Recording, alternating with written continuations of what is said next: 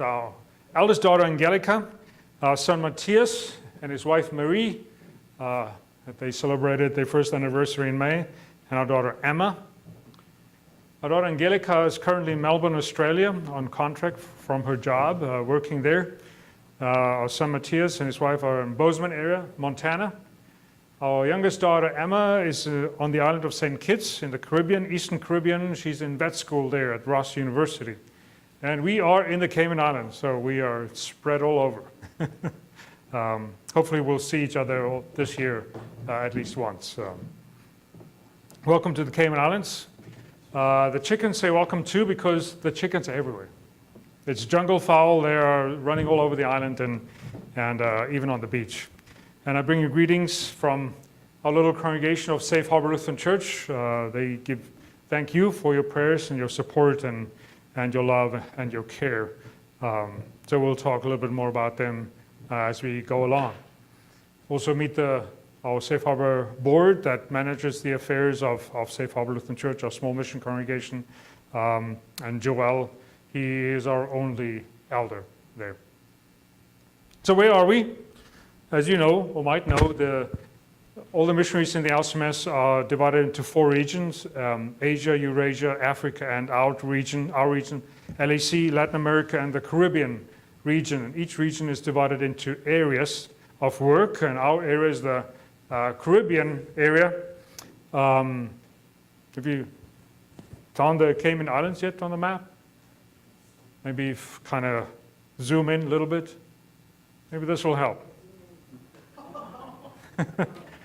3 little islands, 250 miles south of Cuba. If you draw a straight line south from Miami, you get to the Cayman Islands.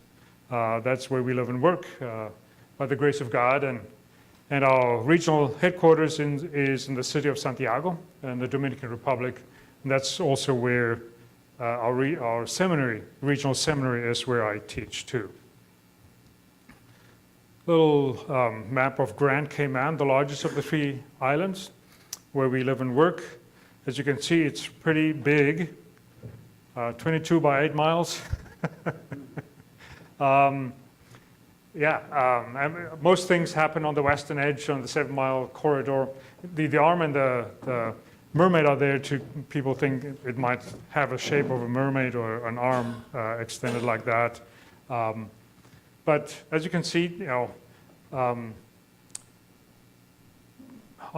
it's cut off on the bottom here. It says the darker green parts are hills, but that's a complete misnomer. There are no hills. It is flat. It is a flat island. It's a coral island.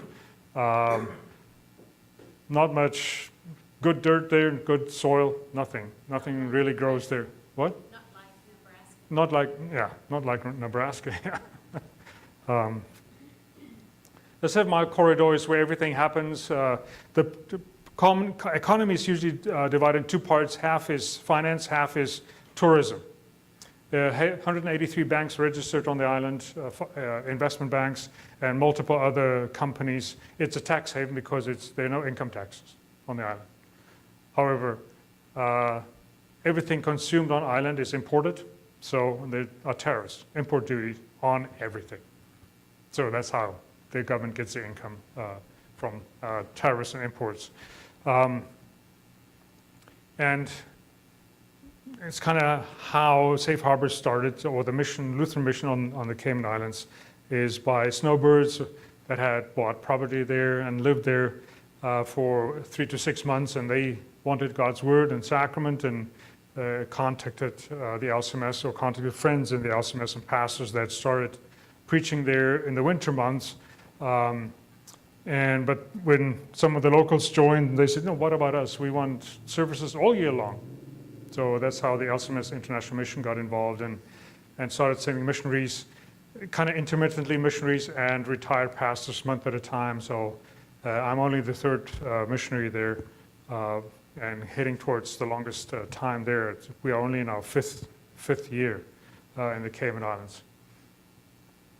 So, because everything happens in the 7-mile corridor, it's important to have church, and we live there to have contact with most people. people, it's a small island, and a small island thinking too. So property is much cheaper here on the east end. However, if we would build a church there or rent a property there, nobody will come because they don't drive very far. Because most people that live the east end have to drive every day to work in Georgetown, and it's nearly 20 miles, and it takes them 2 hours to get there. So it's small roads, a lot of traffic, and so yeah, it's best to have centralized where most people are at, and that's that. Thanks be to God, we have a home, and we rent a facility there, which we'll expand on a little later on too.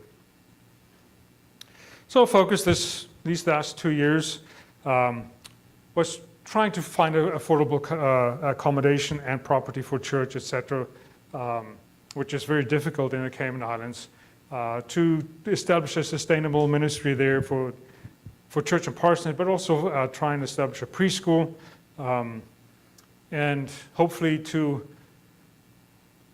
buy into that market so that we don't have to pay all this rent and just, the money goes nowhere, and maybe we can invest it in an actual property that we have, while continuing to improve our Spanish and teach. I continue to teach at the seminary in the Dominican Republic and preach and teach what we confess and what we believe. We're the only Lutheran presence there. Lutheranism is very foreign to the people there, or to most people. And in a very transient society, try and establish permanence and stability for the people there. And then we were asked to try and open a preschool or do research and establish that, and we'll talk more about that. While I always continuing to be distinctly Lutheran, and to create awareness of us. We're not a fly-by-night operation. We are there to stay. God's grace is there to stay. Christ has died for all on the cross, and we preach Him as Christ crucified. As I mentioned, stability and permanence is very, very important in the fluid and transient culture of the island. People come and go quite often. They are there on a work permit for 3 years, which can be renewed for up until 9 years, and then they have to leave. Many people stay shorter than that. And for the people living on the island, by this time, by early summer, they get island fever. Been there too long. Small island, you see the same faces, same small neighborhood. They fly off to, those who can, fly off to elsewhere in the world, either to go shopping, go vacations. So there's always movement. People come and go. We have visitors. So we feel it's very important to have a stable presence where they can come and find their rest in Christ there too. And more than half of the population living there are expats from over 100 countries. Our little congregation has people from 8 different countries, speaking 5 different languages. Incidentally, we speak the same languages that they speak at that time, and there's always a joy to greet them in their mother tongue too. But I preach in English. Yeah, I preach in English and teach in Spanish. Yes? I don't know expats. Okay. Expat is short for expatriate. Expatriates are people from other countries living and working on the island. So they're not citizens like we are not citizens. We are not permanent residents there. It's people that are short-term there. So as I said, you can get a work permit to work there for 3 years. And you can renew it 3 times, so up to 9 years. Then you have to leave for a year. They call it rollover at that time. That's the law there. So we are in our 5th year, so we still have 4 years to go theoretically till we have to, by law, be off island for a year. And many people, because of all the businesses there, all the major accounting firms are there with young accountants, working there, young families. but they are so focused on earning as much money as quickly as possible so that they can return home and invest the money or pay off student debt or whatever it might be. So we have that. So we have cultures from all over. We have the local Cay-man culture and cultures from all over the world, but most of them are kind of enamored with American culture, and not the good part, usually the not so good parts, unfortunately. After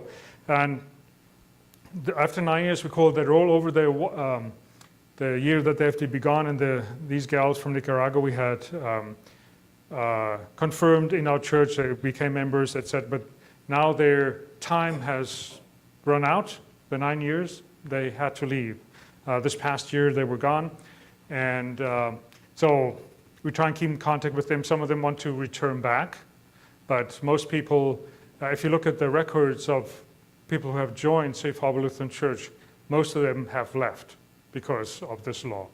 They went back to their home countries or other parts of the world, and our prayer is that they take their faith and gospel with them wherever they go, and join a Lutheran church wherever they return to.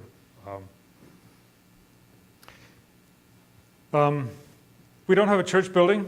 We never had a fixed place of worship at the time. So before we came in 2021 during COVID. The congregation rented the Southland Community Center for Sundays, and sometimes when it was not available, they had to return to the parsonage, the house that they rented. And that's the house when we landed, we were able to live and had to quarantine for 14 days. That was another experience. But yeah, and so, which wasn't ideal because the biggest space in this house was the porch, but it was only screened in, not air conditioned. And getting towards summer, maybe the 90-90 thing, 90 degrees, 90% humidity, which is, if you sit in the shade, the sweat just, rolls off you. So it's very uncomfortable if you don't have air conditioning. And then during COVID, the government took over the community center for a testing COVID site. It was not available to us anymore, so we had to find a different place. When we got there, we searched all over, nothing much was available. We found the Chamber of Commerce was willing to rent us their conference room, which was great. However, we couldn't do it for very long because they charged us $350 per Sunday. And for our small group, that was not sustainable. And then the owners of our first house sold the house because the property market boomed during COVID. They sold the house. We had to find another place to stay. We searched all over. We thought we wouldn't be able to find anything till, thanks be to God, we found the house we now live in. That's our new parsonage on Memorial Avenue. And after COVID, the community center opened up again. We went back, but only for 2 Sundays because bats had moved in. And there was bat urine streaking down the walls, and it just smelled horribly. It was unsanitary. So yeah, we left and we went to the parsonage, and we got that house because the porch was enclosed by windows and had air conditioning. So it could function, and it does and did function as a worship space, as you will see. And finally, we thought we have more stability, more permanence there. So I put out a sign that people could find us. I pinned it on Google Maps and put out the baptismal font permanently, which was in storage. And people made us a LCMS cross, so when people arrived at the house, they could realize they are at church, they are home. Heidi made some banners and paraments to make the space look more like church. So we'll expand on that too. So for 3 years, the services were at the parsonage. It brought stability and consistency. People could find us and visit us during the week. Everybody knows where we are. Well, I enjoyed it because I rolled out of bed into church. Very comfortable. As you can see, we had space for about 25, maybe 30 people. on the porch on Easter and Christmas. Usually we had overflow into our living room on the couches and things like that. So it worked. We were happy. It was available to the congregation, all the living space, the dining room, kitchen for fellowship time. We made everything open. And yet people were a little hesitant, because when you visit with people and invite them to church, the question mark you can see in their eyes, you worship in a house? We thought, yeah, of course, the early church people worship in homes too, but the culture is such that they think they invite your privacy, and it might be strange in people's homes and things like that. So there was a little bit of a hesitancy, but it functioned for us very well, as you can see, and we didn't mind. The kids were happy too, and we thought it worked well. But even the members, when talking to them, they said, when the community center is completely renovated, they want to return back. And that's then what happened at the beginning of this year. We decided, let's try going back to the community center and see how that works, if people would be freer to attend church on Sunday morning. And so, yeah, it works well. As you can see, it's beautifully renovated, brand new inside, newly finished. We set it up for church every Sunday. Yeah, no more bats. That's the important thing. No more bats. We set it up on Sunday morning. The parking lot is newly paved. We put our sign every Sunday morning. The kitchen area is good for fellowship time as well. Set up. We have people attending. They are freer to come. There's more space to expand. Everybody can fit in the same space on a Sunday morning, even on festivals when more people come. So all in all, it works. But there's one disadvantage. Because it's a public space, everything we need for church, we have to put in our pickup and drag it to church, set it up, and get it going. And even the kitchen area and everything is the coffee machine and everything we need for fellowship time after we have to put up and break down afterwards. So, and yeah, they made changes after COVID. You can only book it one Sunday at a time. It used to be you had to book it a week in advance. So Kathy, our dear faithful member, she gets up at midnight on Friday and goes online and books it for us. And now we talked to the government and they realized, it's really cumbersome.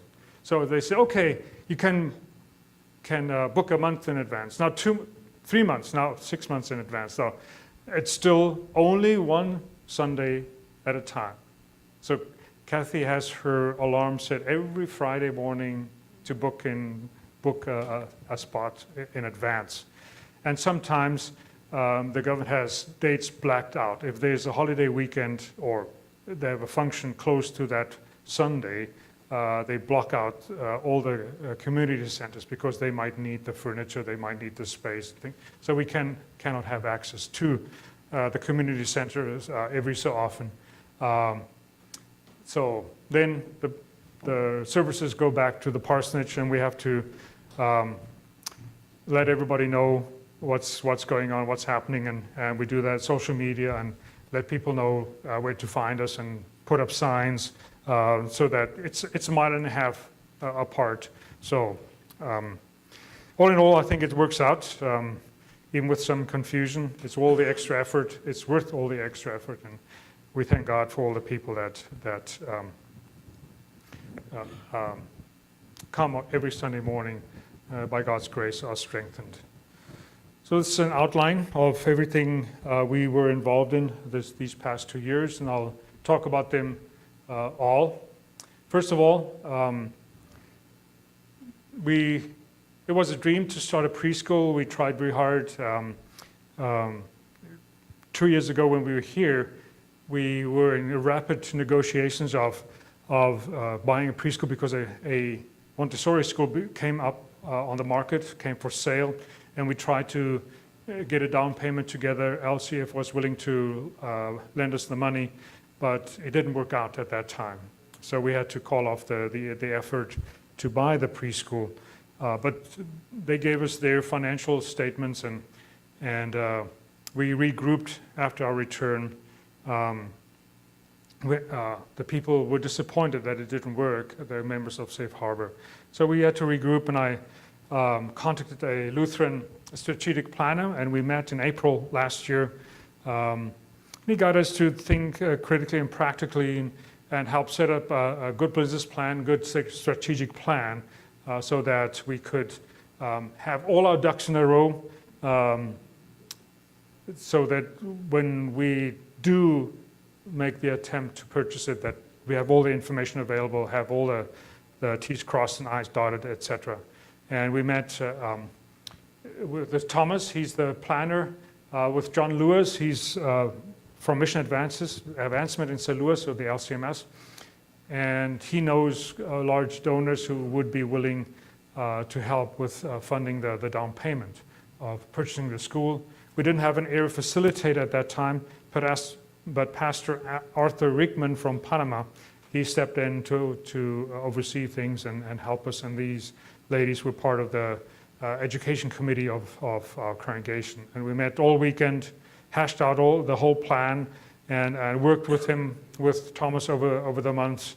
And we realized, with the financials that are available to us, we were able to not only that the school would be self-sustaining, would be profitable, also for a worship space and for parsonship. The property is 1.5 acres, which is huge on the island, with buildings on them, and we might even have enough money to have a scholarship fund for poorer children to attend our preschool or start a different preschool in a poorer neighborhood. For a little background, education in the Cayman Islands is different. Public school is only for Caymanians. So for less than 50% of the island, their children can attend public school for free. For over 50%, for the expats, for the people of their own work permits, they have to send their children to private schools. As both parents work, there's no real homeschooling going on. So, and they are familiar with paying tuition. And that's preschools and schools, private schools are registered as non-profit organizations, but they work for profit. So they have investors. And we thought that's why we thought it was a good business plan to make the ministry self-sustaining on the island, because it would be funded by tuition payments. And just to give you an idea, tuition payments for preschool starts at $15,000 a year and up. So yeah, that's life in the Cayman Islands. And so we excitedly started interviewing preschool directors and pastors that had preschools and schools here in the United States in the LCMS to get a feel what to avoid, what to look for, best practices in running a Lutheran preschool. And we were very happy with that. We found out the preschool was still on the market, and we asked for renewed or the newest financial information, financial statements. They had made some changes during the year, or they operated as purely as only a preschool for a year, to see if things were still viable for us to purchase it. And at the beginning of this year, we got the go-ahead from all the necessary authorities in our synod and from LCF. Working on the mission field, you as a congregation can meet, voters meeting can decide on an issue, and we want to do this, all vote for it, yes, let's do it. There's a planning process and a vote on it, and then you go ahead. On the mission field, you have to run up the flagpole with information, get permission, or they have questions come back. So running up and down the flagpole takes a lot of time. And so finally in January, we got the permission to go ahead to pursue this purchase because of the robust plan that we had started or had planned and worked out. I'm glad you asked what is a foro. Foro is the Latin name for forum. It's when interested parties, entities work together on a project, to support a project on the mission field. Our first foro was to be online with the interested party. John Lewis would invite the interested party, and we thought might be interested in helping us with the down payment would be part of that forum. And it was planned for May, this past May. 2 months ago, yeah. So who makes up a forum? As you can see, LCMS congregations can be part of a forum, a specific mission project on the mission field. Can be whole districts can support a mission field financially or by support and prayer. It can be RSOs, registered service organizations of the Synod. Can be partner churches. We don't have an established church body in our country, but other countries where LCMS Missions has worked for a while, they are already now independent church bodies, like, just an example, Chile. LCMS Mission still works there, but they have founded organized their own church body. So LCMS Missions and the Foro will not work against them. So we work in conjunction with the local church, Lutheran church body that is there, always partnering with them, walking the same road, same direction in a project on the mission field. And also individuals that would like to participate in that. So in February, we finally worked through the financials of the new financials with Thomas de Vries, and we realized things look quite different now. The school might still sustain itself through tuition payments, but the income is not enough to support the church and a parsonage. So there was kind of disappointment, and while we were pondering this in March, all things started happening. We realized in order to make the school and church successful, we had to have 100% occupancy at the school, which in the changeover would be extremely difficult, if not impossible. And because the sellers had a certain price for the property and a price for the enterprise, the business of the preschool. And we felt they were asking way too much for the business. The property prices are kind of set, but they wanted way too much for the business. And talking to them, and they said, other people have tried to purchase only the property and not the enterprise, and everyone was rejected. Every offer lower than the asking price was rejected. So that was very difficult. And these sellers of the preschool are also investors in a brand new state-of-the-art elementary school that is close to the preschool. In our discussions with them, they said, well, if you buy the school, this preschool can be a feeder school to the new elementary school. Because schools are in dire need in the island. There are a shortage of private schools. And they say, if you're pregnant, register your child at a preschool. And if your child is at preschool, register them in the elementary school, or they won't find space. So we thought, this is a great deal. And now we found out that this elementary school, in which these sellers are investors in, is opening their own preschool classes in the fall, in direct competition with us. So that was a huge disappointment, and which makes the enterprise, the business asking price that they're asking for us worthless.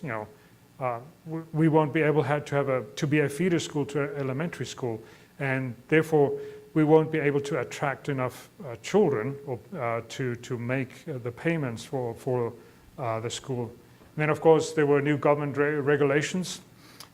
In April, we had elections, national elections on the island, and Before that, the Department of Education brought out new regulations that upped the square footage per child of small children from 20 square foot to 40 square foot, which means you have less space for children, or less children in the space that is available to you, which makes it very expensive because you already have to have the ratio between teacher and child, or adult and child, is much greater in the younger years too. And they now required basic training in child care and family care for all staff, including the lowest paid staff, the assistants in classrooms and things like that, at the cost of the preschool. And they had given in the previous years $130,000 annual grant to preschools, which was no longer available. So this was the biggest income for preschools, and without it, this made this venture, this project, impossible for us. So thank God we found out before we committed millions of dollars into this project. So that's kind of the silver lining on our disappointment in the school, and not able to buying the school. So what now? We are rethinking, we are pivoting to maybe new ideas, maybe into tourism, to have a purchase property for church and parsonage, and also maybe vacation rentals, maybe a center, a retreat center or something like that. So pray about it for us, and we see what the Lord has in mind for our ministry to make it sustainable. Well, in the meantime, I'm still called to preach and teach there. Word and Sacrament ministry. I'm still called to teach at the seminary. Thanks be to God, Christ is faithful. His love and His grace do not change, and it's still the same message to the people out there. So that's kind of, people say mission work is messy. You work hard, and some you have to work through many disappointments too. But God is faithful in His word and in His sacrament. We're also involved in outreach to Cubans. As you know, as you've seen on the map, Cayman Islands are about 250 miles south of Cuba, and things are terrible in Cuba. Life economically, it's abject poverty. Some people travel to Cuba and go to the resorts and think, things are pretty, no problem. But only people working at the resorts are doing well. Everybody else is just suffering. So they flee. They cannot flee north because the Coast Guard blocks off their way, their access to Florida. So they flee south. They build their rafts, their boats, get on them, and their aim is to drift past the Cayman Islands to Honduras. And then from Honduras, walk through Central America to the southern border of the United States. That was the aim. And, well, bad planning, the lack of information, they don't have enough water, or the rafts fall apart. So the Cayman Coast Guard rescues them, brings them on land, and the majority of them, they just put on a plane and fly them back to Cuba. For some of them who are in danger because of political persecution or imprisonment, they apply for asylum in the Cayman Islands. Because none of them, when you talk to them, they don't want to stay in the Cayman Islands. They want to go to the United States. But some are fearing being returned to Cuba will end up in prison. So they apply for asylum, and that's the guys I met with every Sunday evening. I went to the facility they are housed in and had devotions and shared the gospel with them, talked to them about Jesus, etc. And I had shared some material with them about Christ, about the church, the small catechism, and things like that.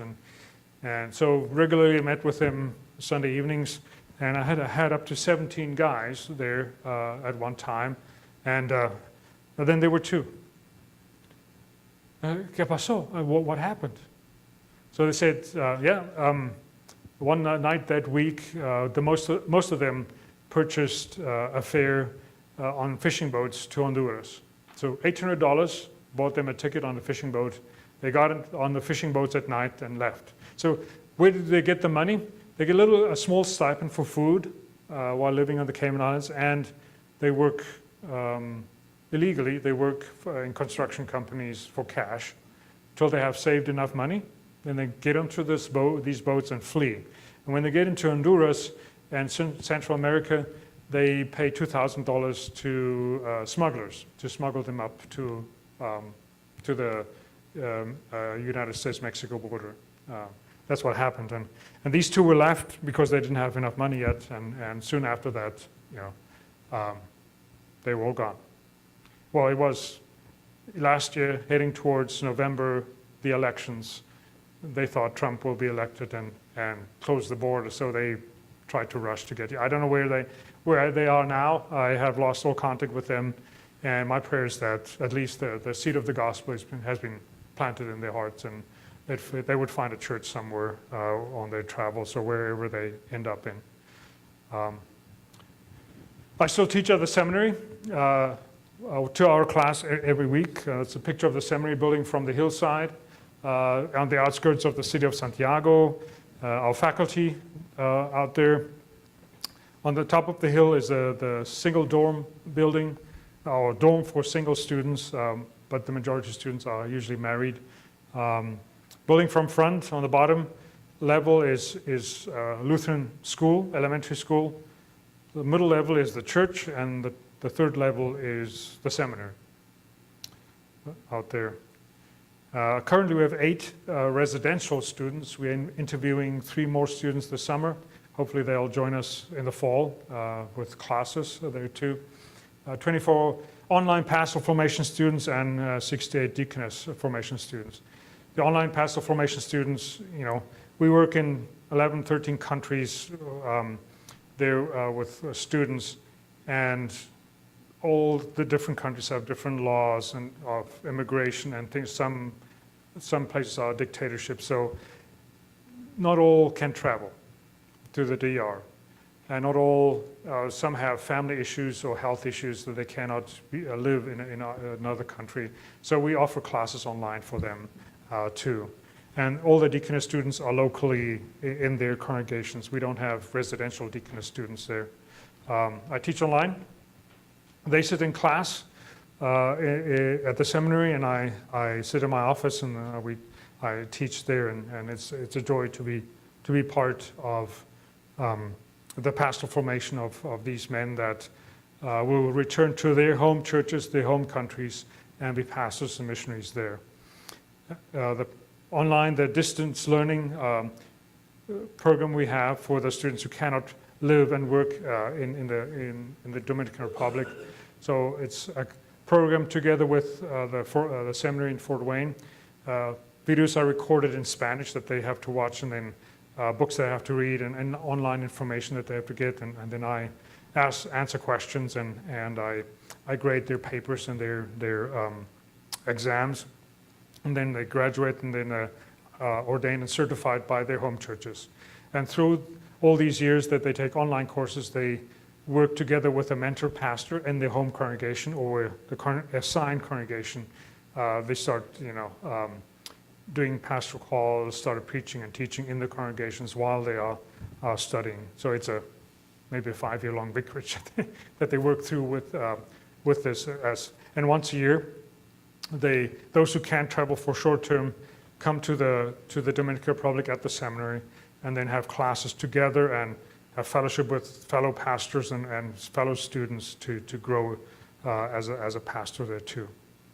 And we also have Luther Academy is sponsoring retreats for pastors and missionaries regionally, or every area. Our area is the Caribbean area, and these are all pastors and missionaries that live and work in our area. And we gather for 5 days in the Dominican Republic for continuing education and as a retreat there. Last year I preached in Spanish for the first time at that retreat too. Graduation.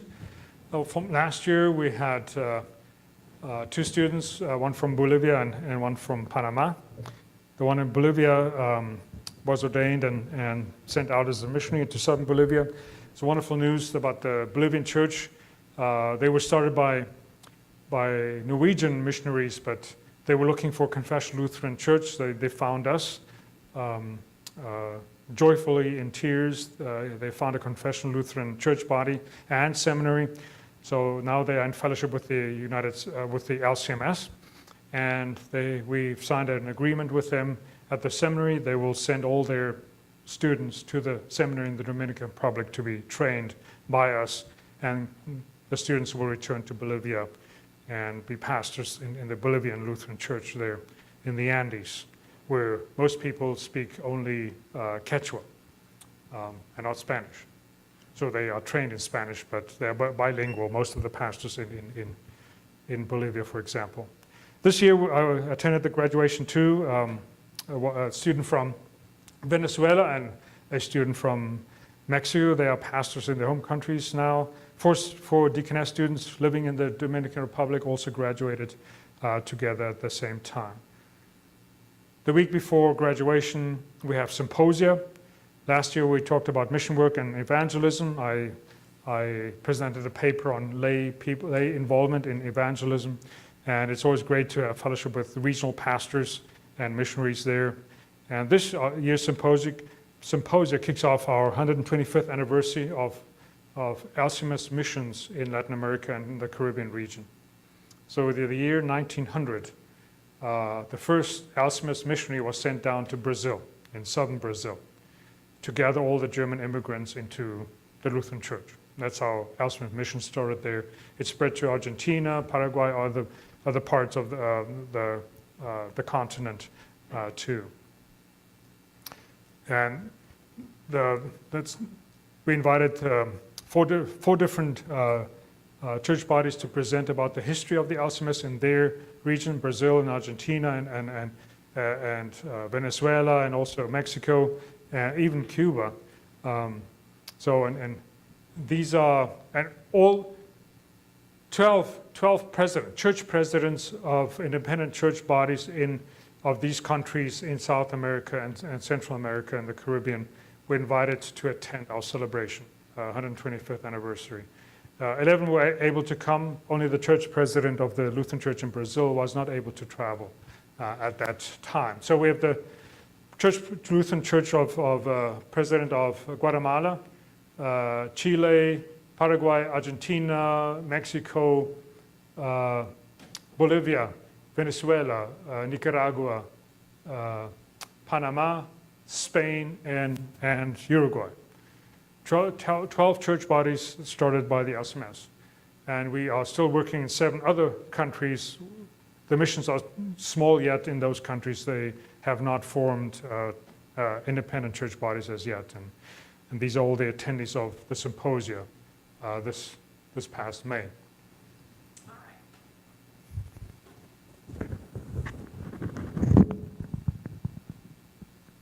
I guess we can stand together. Or not.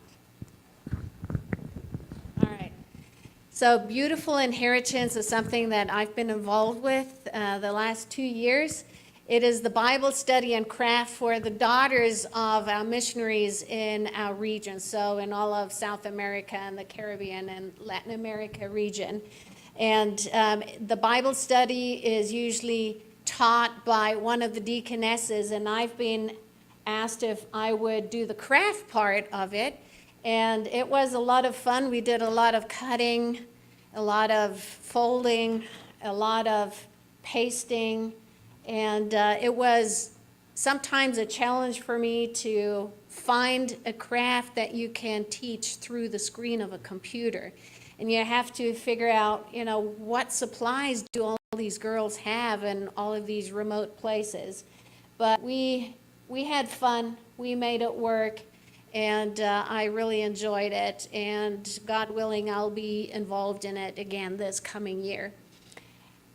So banners, like you heard before, Safe Harbor Lutheran Church on Grand Cay-man does not have its own building, and the location for the services always was in a different area. So we thought banners would be something that would make the space feel more like church. And so we thought, let's go ahead and do that. And we thought it needs to be a teaching tool so that people know exactly what it is that we are celebrating if they look at the banners. and it has to be Lutheran, and it has to have the right liturgical colors, and it has to have a simple and clear message. So when you look at it, you know exactly, okay, this is what it's trying to tell me, this is what we are celebrating. And so in the first year, I went ahead and I made sets of banners, 2 banners per set. They are 5 feet by 2.5 feet about. And I wanted to make 8. I managed to squeeze in 1 more for a total of 9 in that first year. It just went through the church year and just systematically made it. And the following year, I set out to make matching paraments. And so just like went through the year, and as the festivals came up, I made the paraments to match. And you can see that at first glance, you look at them and you know exactly this is what we are celebrating. And if you have, where's this one over here? Is that the red line? Yeah, so this stole over here, when pastors in our region, around the region, saw a picture of this stole, they said, oh, I want one like that too.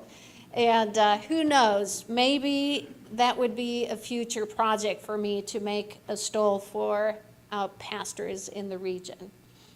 And after that, most of everything was done for the church year, and I thought, well, I can't be done now. I have to do something else. And we thought, okay, let's fill in the gaps. Maundy Thursday is a good thing. When we got to the island, the people were not used to having services during the week, like Advent services or Lent services, and then also Holy Week. And for Maundy Thursday, it needed to have the message of the whole Holy Week and Good Friday all rolled into one, because Good Friday, we don't hang anything up. It's all stripped and bare, and we came up with this design.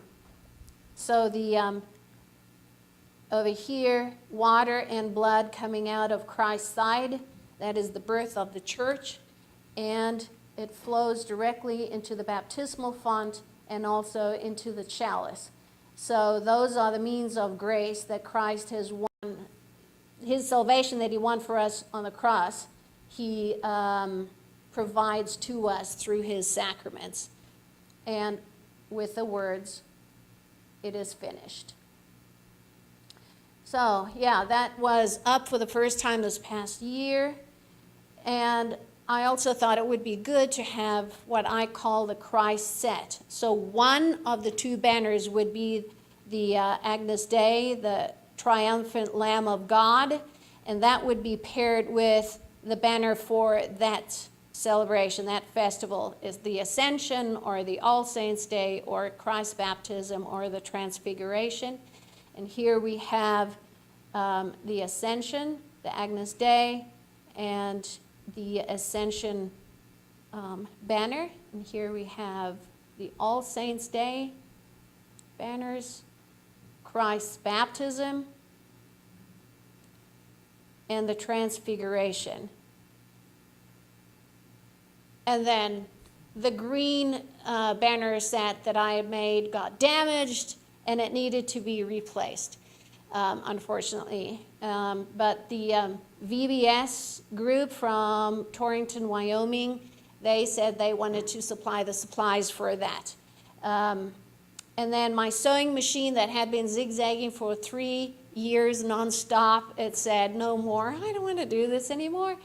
And it just didn't want to zigzag anymore. And so my dear husband, he helped me take it apart, clean it up and everything. And I had already cut out all the different pieces and everything. And by hook or by crook, and with my stubborn German brain, I just made it happen. There was a lot of frustration, but finally it was done, finally done. This is on the back porch of our parsonage and also in the community center.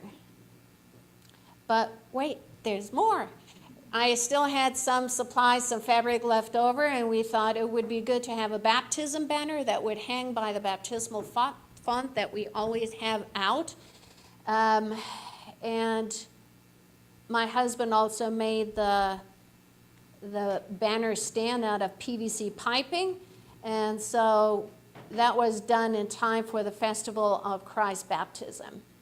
And glad that we have that all done. All right.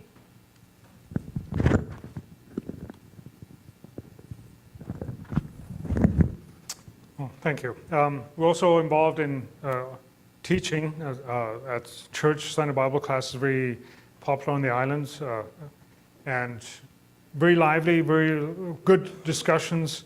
In the past, there might not have been much teaching going on, but the members and visitors are very appreciative of the deep dive into Scripture and the Lutheran confessions that we do. And even our friend in Nicaragua phones in with a video call and joins us for Bible class on Sunday morning. I also started a radio ministry this past year. So we buy a 2-minute slot at noon on Radio Cay-man, a national radio, every day. So I pre-record devotions, a 2-minute devotion, and then it's broadcast on radio every day. And we had kind of a budget for a year. We're running out of money, and then somebody called in and said, nope, we need to continue. So here's the check for the next year. And so I'll need to continue more recordings. His only caveat was I need to travel to the radio station and do the recordings in their studio so that they can edit them in studio for better quality. So for better broadcast quality. So we'll continue with that by the grace of God, making awareness of Safe Harbor Lutheran Church, sharing the gospel to a wider audience on the radio. A family in Bermuda contacted us to try and see if we could visit them with Word and Sacrament. They're a Lutheran family. There's no Lutheran church in Bermuda. And so earlier this year, we went and I visited there to fly through Miami. So Bermuda is also a British protectorate. They also, as we do, drive on the left. It's about the third of the size of Grand Cay-man, and lots of people, so it's full. The traffic is bad. You can only buy small cars there because the streets are very narrow. And so we met with the Henderson family. They're from Iowa originally with their pastor, Pastor Luke Tim. And so we met to strategize to see what would be best for the future. Hopefully we can start a ministry there, but for now we decided he and I will interchangeably visit once a month, visit Bermuda with Word and Sacrament for the family, and they would then invite neighbors, friends, associates to discuss Lutheran theology, what's the Lutheran difference from other Christians, etc. And hopefully we can, through that, the interest will grow, and we can start a mission there, hopefully. So we'll see. Keep that in your prayers too. So I went back. We were meeting in their home that they are renting there. So I went back in May. That's some family and friends there. When we got there on Saturday, we sat and discussed Lutheran theology, especially the sacraments, till past midnight. It was great. It was fantastic, and there was great interest in that too. On Sunday morning, I had divine service with the family, brought them the sacrament too. The 3 kids play several musical instruments each, so they accompanied the singing for the divine service in their home. In the afternoon, they invited more friends, neighbors and family. They had invited an Anglican priest from South Africa who lives and works there, who is unhappy with the Anglican Church, but he was off on a different trip, but his wife was there, and we discussed, some memories of South Africa and maybe a future visit with us and talking theology with her husband too. So we are there for local Caymanians, for expats, but also for vacationers and all kinds of visitors and people who want to come to the island. So we putting ourselves out there so that people, it's wonderful to see when we have visitors, they realize, oh, there's a Lutheran church. And even on vacation, they can attend divine service and receive the gifts of God on a Sunday morning. So as you can see from these pictures, we have all kinds of visitors these past 2 years, even cruise tours that realized we are there. So they contacted me and we picked them up in the harbor and give them a free tour of the island, of our ministry and of the island, and they're overjoyed. And if you saw on the map earlier in West Bay, in northwest corner of the island, there's a place called Hell. So when we take tours around there, we take them to Hell and back. So it's a rock formation that they call Hell. There's even a post office, so we can take you there when you come and visit, and we take you to Hell and back.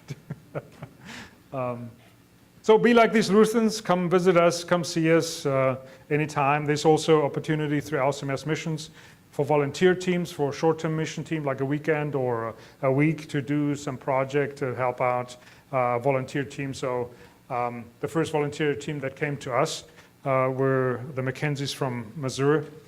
They built the LCMS cross for us and put it up, and we enjoyed our fellowship time together too. Also working vacations. 2 years ago, we visited the congregation in Thompson Falls, Montana, and the couple cornered us and said, they want to come visit, they want to do something, we need to figure out because they are coming. So they came last year, or the year before last year. Yeah. They came last year. The Hojims, they came and spent a week of vacation and a week of working. They bought some plywood and cut out a nativity set, painted it for us to put out during Christmas and Advent, put some candles up too, made some candles. And this is the end product that we put up during Advent and Christmas as a witness to the world out there of the good news of Jesus Christ born for us. So you can come and visit us too. Another project that we are doing is Safe Harbor Rocks. Well, it's not really rocks, but it's coral. It's a coral island, the pieces of coral that we pick up on the beach, and Heidi gives them a base coat and paints them with different images and pictures and things like that. On the reverse side, we put a QR code, stick it onto that, and put it out, and people can pick them up and hand them out to friends, family, neighbors, whatever. And when you scan the QR code, you come to our church's website and have information about the ministry of the Lutheran Church on the Cayman Islands. So rocks and conch shells, Heidi puts all kinds of fun pictures on that to attract people's attention and to make awareness of our presence there. And people take them, like Jolie, she's a member originally from Cuba, and she took a conch shell and she said she'll put it on her desk. She's a high traffic area where she works, and it's a conversation starter. What is that? You can talk about church and introduce them, and they can scan the QR code. And as did Michelle, they have a vacation rental. She took a rock and put it in the vacation rental. People can find information about us and about the church. So that's the current project we are working in too. Other crafts too. Yeah? Oh. Go back, please. Yeah, well, one more or two. See, to the right of Michelle, there's a little orange rock peeking out. Yeah, that one. I brought that one here for you guys. So this is one of the pieces of coral that I painted. It has Safe Harbor Lutheran Church's logo on the front, and on the back it has the QR code. So we'll leave it here with you guys. I'll pass it around, and then it can stay here. As a memento. We also do other crafts to create awareness about Safe Harbor Lutheran, like during Valentine's time, we make cards with a message and a QR code on it, so members then can take them to their neighbors, families, unchurched people, as a conversation starter, or as a show of love that Christ has for them too. this Lent season, I ate a lot of scrambled eggs.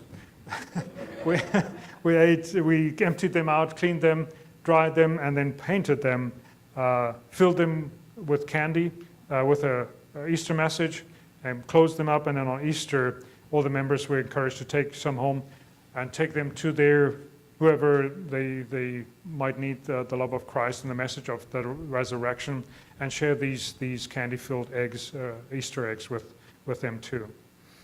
Also, I'm now a Cayman marriage officer. The marriage works a little different in the Cayman Islands in the British system.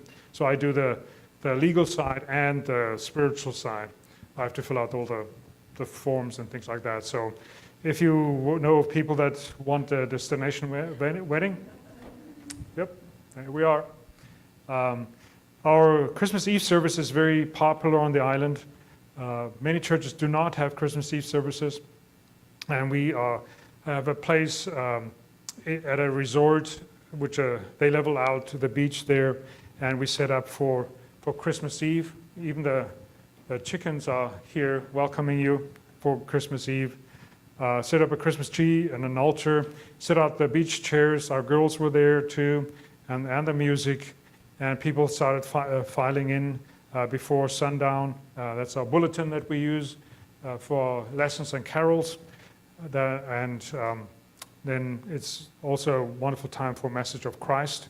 And in coming to the world, it's maybe the only time that some people might hear law and gospel preaching. And the apartment, the balconies behind me there, sometimes we have a captive audience there too. Last year, we had 120 people in front of us for Christmas Eve service, and that's very popular there. And we'd like to continue with that, sharing the gospel to a wider audience as possible.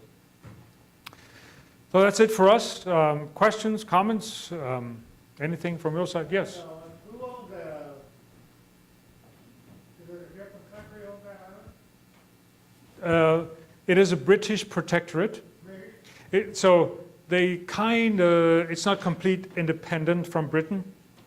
They are protected by the British Empire, or not Empire, British government. But the administration of the island is mostly by local. They elect their own parliament, their own premier, and things like that. But the British king, then sends a governor to oversee everything. So they have their own government? Yeah. But it's not completely independent. So, for example, they're very conservative. Abortion is illegal, gay marriage is illegal, and things like that.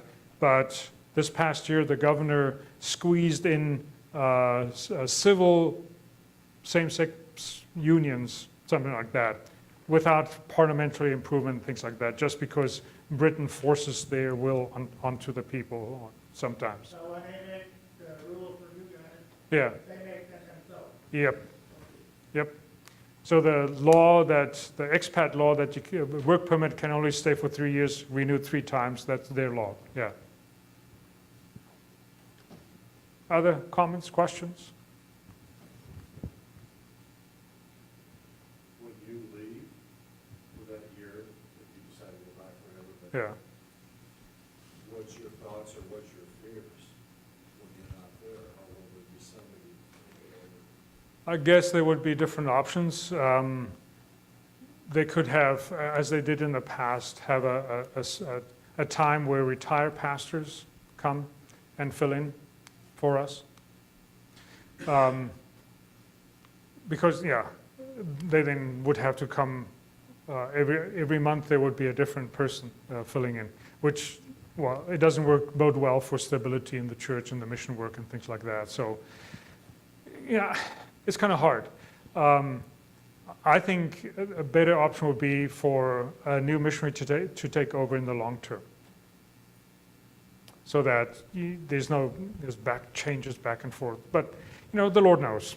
He will grant us wisdom at the right time. So we'll see what decisions will be made at that time. So yeah, we have our thoughts, but God knows best. Yeah. Yes. So what goes on now? Who comes in while you're up here? Yeah, we'll be gone 3 months off island, and our region organizes fill-in pastors for me. So In June was a professor from the seminary in Fort Wayne, filled in all the Sundays in June. In July, they couldn't find a pastor to fill in for all the services. So these first 2 services, one a pastor from Texas, and the last 2, the director of Luther Academy will fill the 2 Sundays in July, and then another professor the Sundays in August. So there will be divine service every Sunday there. And the people are thankful for that. But it's hard to leave because you see the things that need to be done and things like that, or the preparations that need to be done. But we see how important it is to come and visit you guys, and thank you for your support, your prayers for that, and to show a little bit, what your support does on the mission field. Well, if nothing, we can go downstairs and visit during the meal too. So ask away if you have questions anytime. Thank you very much. Thank you. Let's have a prayer first. Lord God, Heavenly Father, we give thanks and praise to you for sending out workers into your harvest field. We thank you for the presence of Pastor Paul and Heidi, who are down in Grand Cayman, for that ministry at Safe Harbor. We pray that you continue to bless their travels, their work, grant them some rest and sustenance, as well as joy in sharing the good news of Christ with others. Continue to bless them in their work and be with them.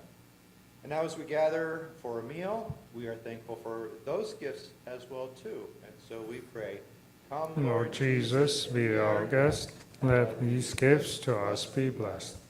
Amen. Okay, as we said our meal prayer, then go down and eat and